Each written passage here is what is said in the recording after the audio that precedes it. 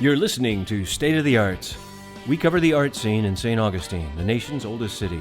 From the people and organizations that create the art to the venues that display it, we cover it all, from artist to venue and everything in between. You're listening to State of the Arts. Hey, welcome.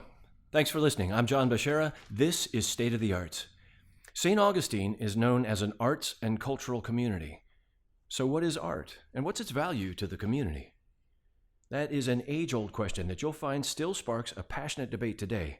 The responses range from art is in the eye of the beholder to there are only a select few that are qualified to say. What do you say?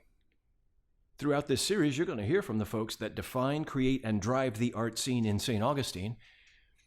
First up are Albert Silas, award-winning amateur composer and co-founder of the acclaimed Romanza Festival, Corey Michael Smithson, novelist and multimedia artist, and our Artist of the Month, poet and playwright, Amy Lauer Golden. By way of introduction and to gain some insight into their thinking, I asked, what is art? Okay, well, there's a whole can of worms you just opened. You can go a couple different directions, but one is to talk about what are the arts.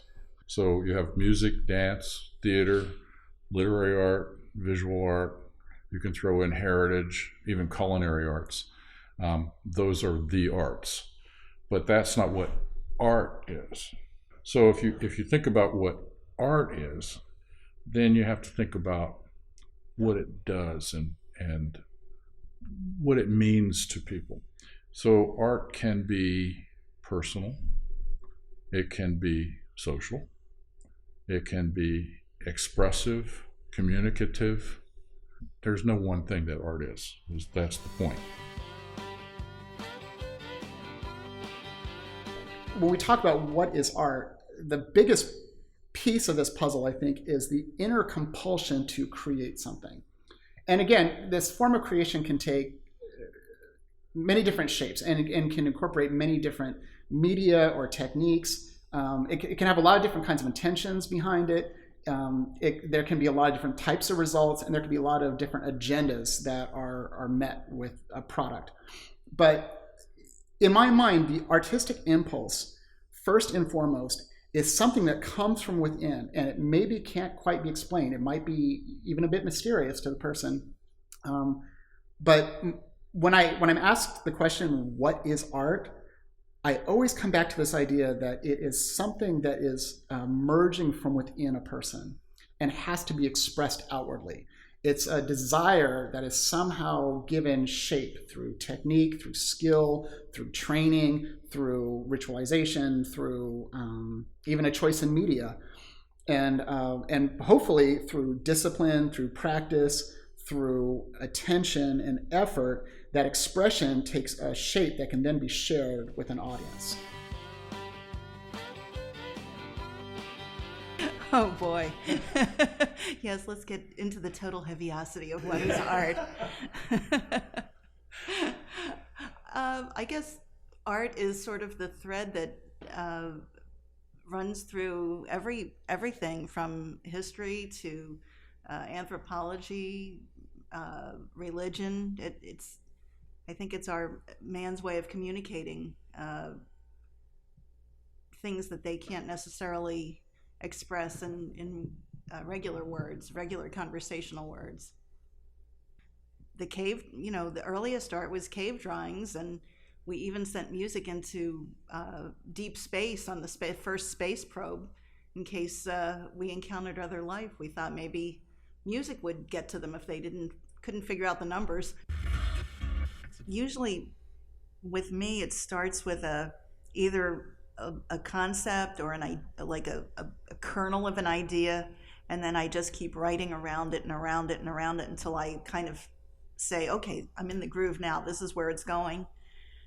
Or sometimes it's just, I'll just come up with I'll think of a phrase, or I'll hear a phrase and just write something based on that, something that really speaks to me, and it'll turn into a whole, poem or who knows what.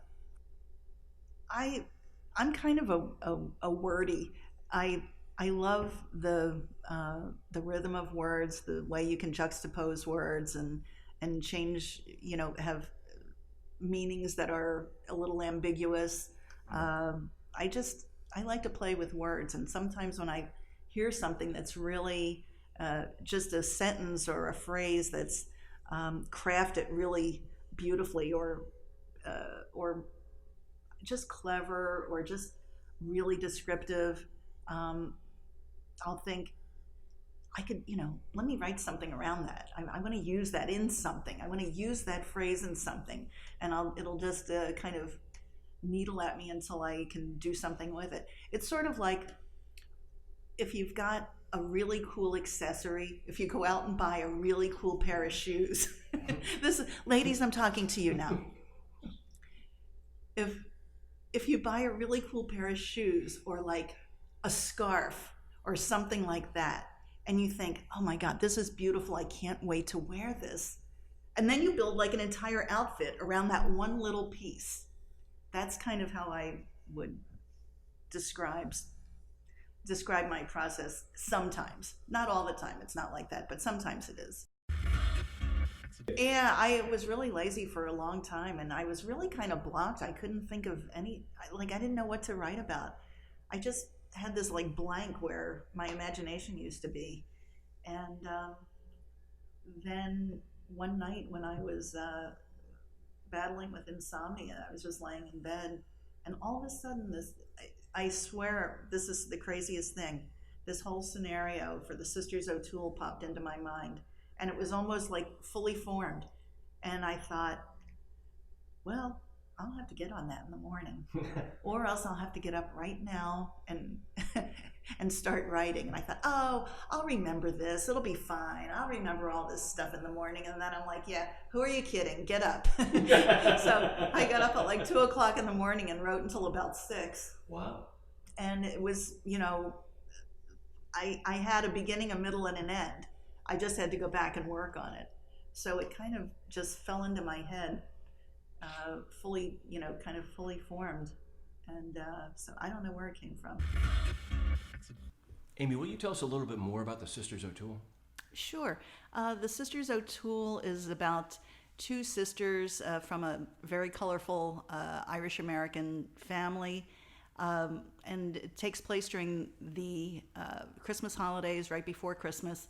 And so they're reminiscing, and they're telling old family stories, and in the course of the evening, all kinds of secrets and drama and comedy are unraveled. We have a soundbite. Tell us a little bit about that. Sure. The clip that you have takes place deep into the conversation after they've both had a couple of cocktails, and they start talking about their very colorful father's funeral. Do you remember Pop's funeral? Jesus, who could forget it? Even with his checkered reputation, the old man drew quite a crowd. Cops, mobsters, clergy, barflies. From the funeral attire on some of the ladies in the back pews, even a few hookers showed up. Well, Pop did get around in his line of work. He had a big clientele in those days, running numbers and collecting protection money for the local wise guys. Do you remember the flower arrangement from Big Mickey Flynn and the boys? It looked like Pop had won the Kentucky Derby. The Sisters O'Toole is available for streaming November 17th at aclassictheater.org. That's aclassictheater.org. And now with the rest of the arts news, our gad about town, Brandy Bocagrande. Take it away, Brandy. Hello, my darlings. It's your girl around town, the dame with the dish. It's Brandy Bocagrande with all of the St. Augustine Arts news. How's this for exciting? Live theater is back in St. Augustine. A classic theater in collaboration with the St. Augustine Arts Association presents straight from off-Broadway, The Independents, the story of a tumultuous 40-year relationship between Edgar Degas and Mary Cassatt, starring fabulous local actors Heather Eggleston and Kelly McTaggart. Was it friendship? Were they friends with benefits? Or was it true love romance? Come find out.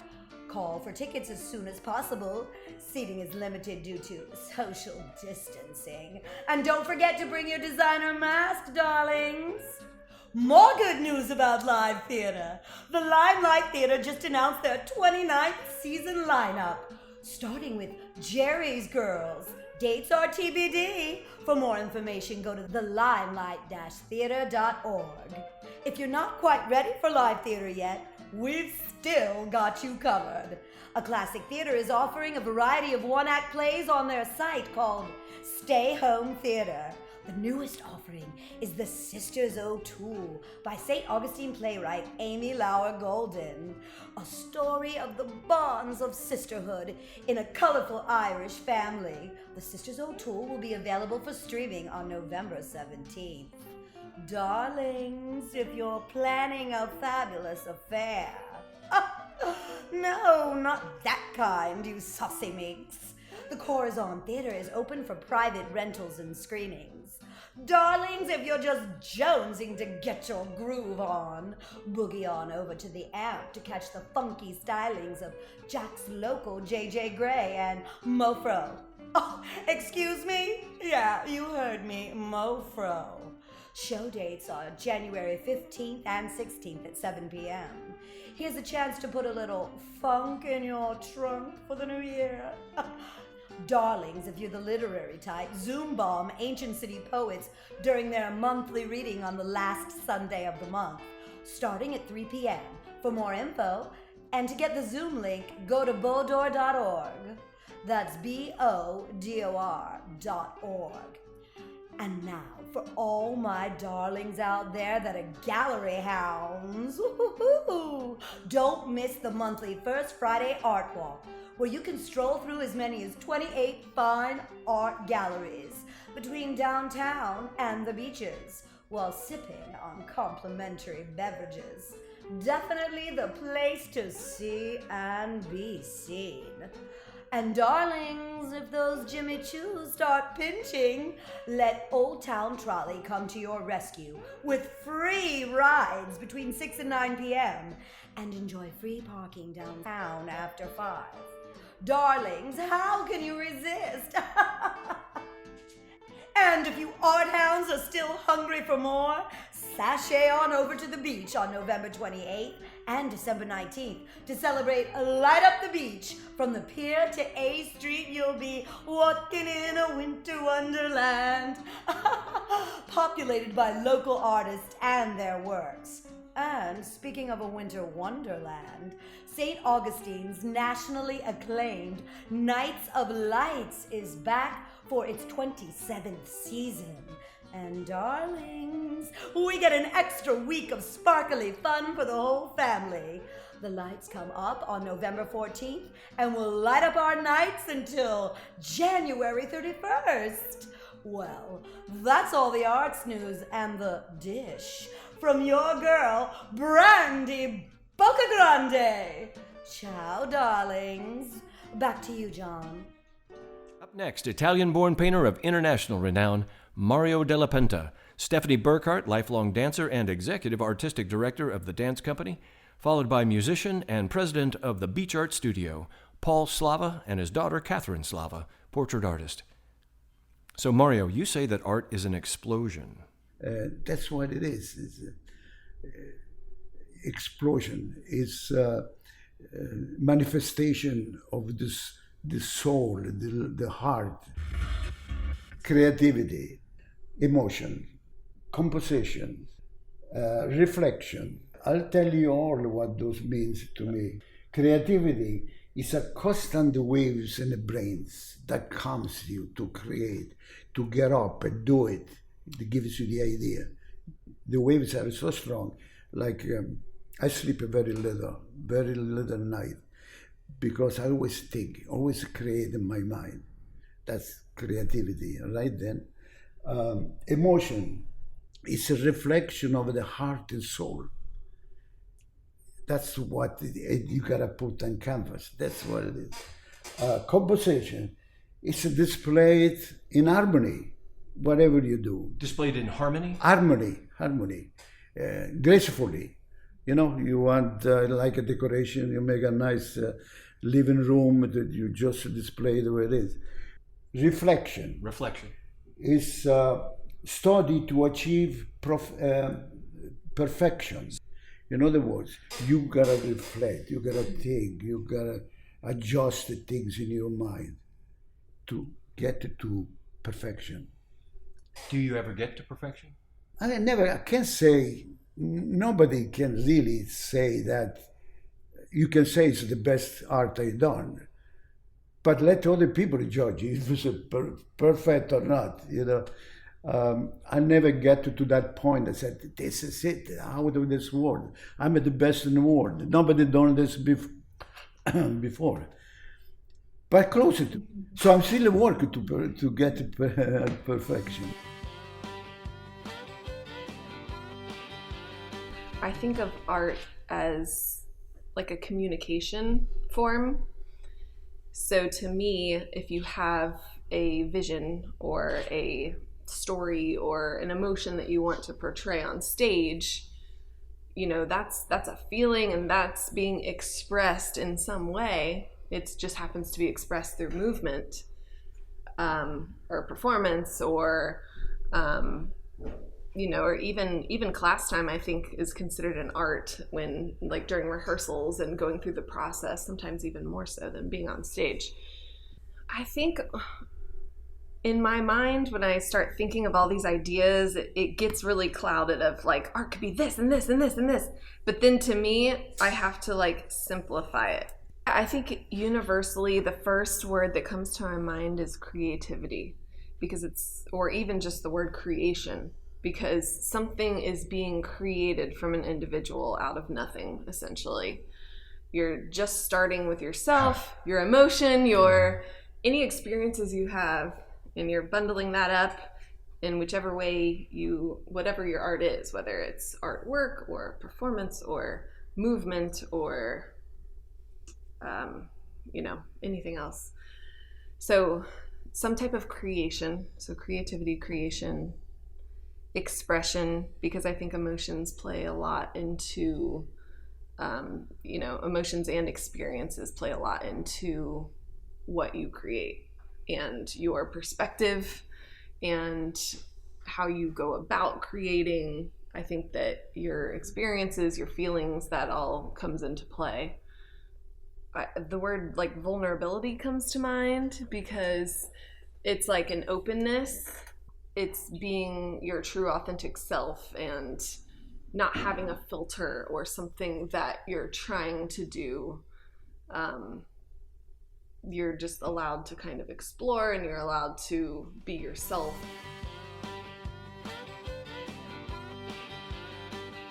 You know, that question, what is art? And I really do believe in art in all things. I mean, I really do. And expression, beauty, joy, love,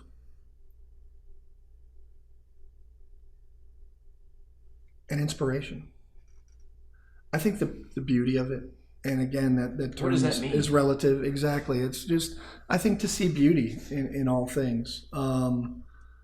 And to me, it just, I don't know, it puts it above, it makes it glow, it makes it shine, something that's just, and it could be something that people would seem very ordinary, but in my case, it shines as something beautiful. So yeah, it's like kind of like that's like one of the things I was saying, not necessarily beauty, but even like that beauty or like intimacy like that you have with whatever you're looking at, that you personally like wanted to see that and you made it beautiful. Connection. Like and it could have already been beautiful or not, but like someone else is going to see that and look at it and go, wow, that's beautiful, and you transferred what you were seeing into this painting that was beautiful.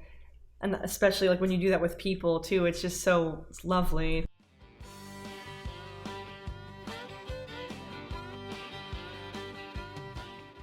And now, anecdote of the month. Ball's in your court, Paul. My sculpture, though, was totally different. I couldn't think in the forms of that. It was the time where I could let loose and get really abstract. But I would do unusual materials, and like I would Like what? bowling ball sculptures.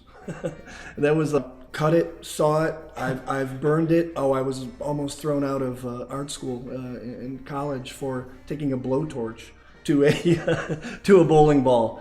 I would never do that again. Yeah, they pretty much didn't let me in there was this large sculpture room that people like welders and things like that could use and everything. I shut the whole place down for a while. If you've a bowling ball on fire is like a bowling ball from hell. And there's two different ones. I mean, each one is very, very toxic probably when engulfed in flames. And there was these little black things like going poof, poof, but for a while like it sucked all the oxygen, I think, out of the room. It was turned to this black haze. I mean, people that had mass and were welding were going, what the hell's that? And they almost didn't let me back in there for a while. But industrial rubber. I've done rubber sculptures. One of them's I won twice as a first place in the tactile art show. And the only one I do outside of this beautiful studio, the art studio, is it was a show called the Tactile Art Show, and it was a Beyond Sight initiative originally, and they have we're in very good company. There's only a few places around the world that are designated and do that show at sort of the same time, and that's the Louvre in Paris, I think the Guggenheim, some other Museum of Modern Art, and St. Augustine, because of our proximity to the Deaf and Blind School, and part of them are judges. So it's not only got to be visually appealing, it is, but it's more important to be the texture, the feel, or whatever. And your art gets felt up. It's great. I mean, I just love it. Folks, you can't make this stuff up. On deck are playwright, producer, and performer Lee Weaver, actor and native St. Augustinian Margaret Kaler, Kurt Tucker, composer and artistic director of First Coast Opera, and Diane Marno, painter and makeup artist to the stars. Art is in the beholder's eyes or ears. And I think I don't know if I mean this, but I've been toying with the thought that the struggling artist who never sells a painting, who cuts off his ear, is a failure until years and years later it's recognized as brilliance. I'm not sure that it was art until it was recognized. Now that may not make sense, and I'll be the first one to say it doesn't. But I think it has to be seen, or it has to be heard, or it has to be experienced visually and audially. And until that happens, I'm not sure that it has become art yet. It's in the beholder's eyes or in the beholder's ears. To be art, it has to be shared. If you're painting pictures and put them in the closet, you're not an artist. And maybe you will be after you're dead and gone, but currently, not. It's that which is a reflection of the aesthetics, and I hate that word. It's a reflection of what he or she feels that is motivating him or her to put it on canvas or to put it on paper. That's not very soundbitey, I don't think.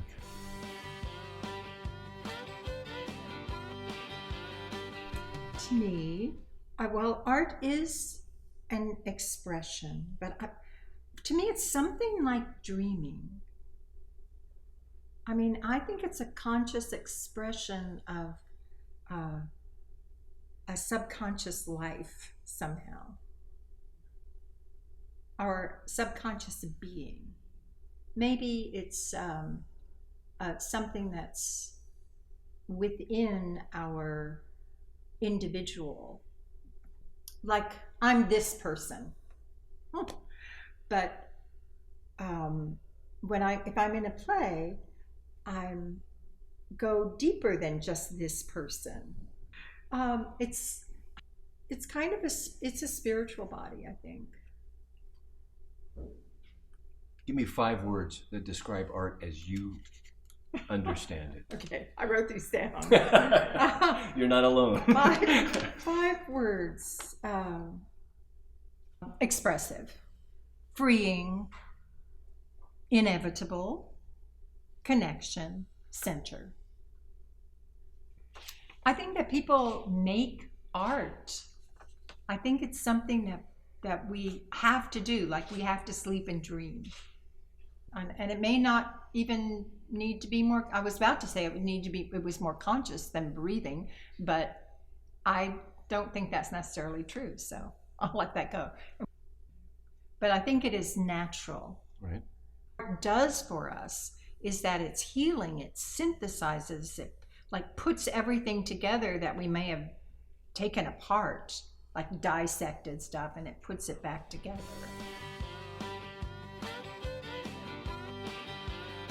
Well, art, I think fundamentally art is just commentary on the human condition.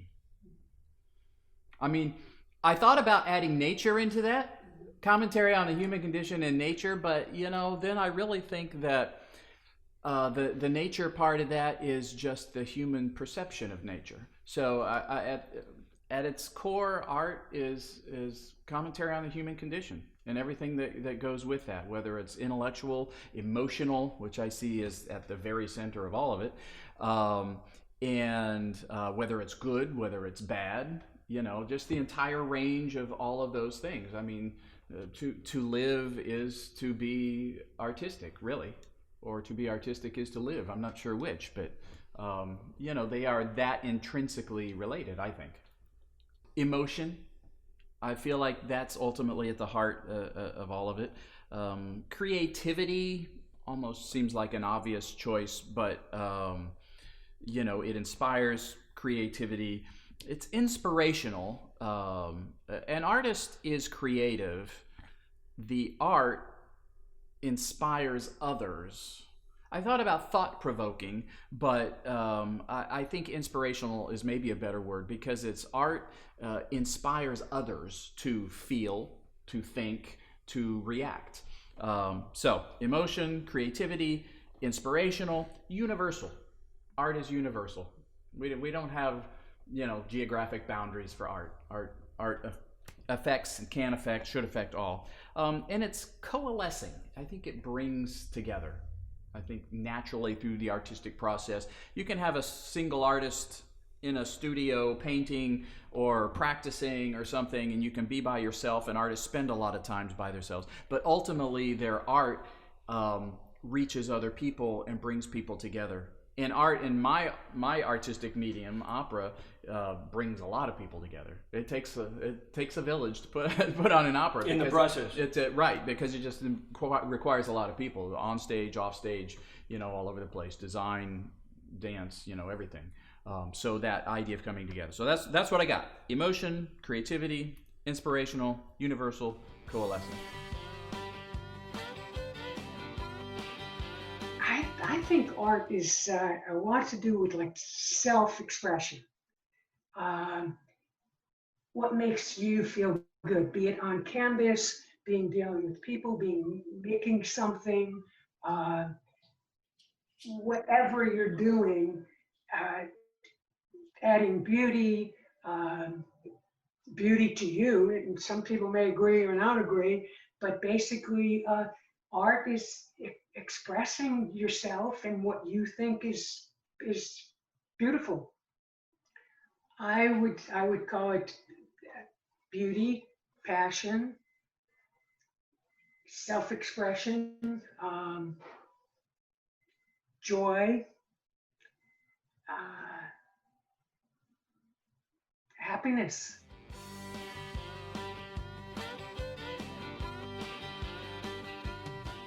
Up next, Tom Rainer with the quote of the month. Art is self-disciplined creativity. Period. To hear more from Tom, along with Kelly McTaggart, Gene Rainer, and Chris Bodor, to name a few, join us for our next episode. We'd like to thank everyone who shared their thoughts today, and we'd love to hear from you. What do you think? What is art? Let us know at risingtideproductions158.com, risingtideproductions158.com, and who knows, you may be featured on a future episode. Thanks to Sonic Pistolero for the music, Corey Michael Smithson for the still photography, Heather Eggleston for editing and sound design, Jen Latka and Amy Lauer Golden for the news, and the Beach Art Studio for their beautiful space. I'm John, and we appreciate you listening.